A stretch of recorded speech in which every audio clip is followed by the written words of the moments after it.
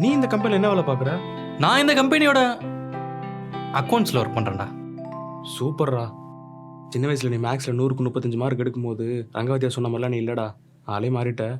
என்ன பாரு, first mark எடுத்துட்டு இப்போ இந்த வேலை செஞ்சுட்டு இருக்கேன்னு. டேய், நீ கவலைப்படாதடா.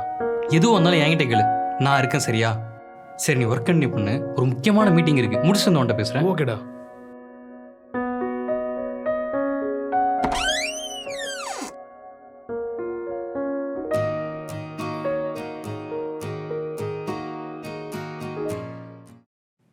இந்த ஃபைல் நான் செக் பண்ணிட்டேன். நீங்கள் நெக்ஸ்ட் ப்ராசஸ் என்னன்னு பாருங்கள். Okay sir. சார், உங்ககிட்ட ஒன்று கேட்கலாமா? கேளுங்க. ஹவுஸ் கீப்பிங் வேலை செய்கிற ஜீவா உங்கள் கூட ஸ்கூலில் படித்தவரா? ஆமாம். அப்புறம் எதுக்கு சார் நீங்கள் அவர்கிட்ட அக்கௌண்ட்ஸில் வேலை செய்கிறேன்னு போய் சொன்னீங்க?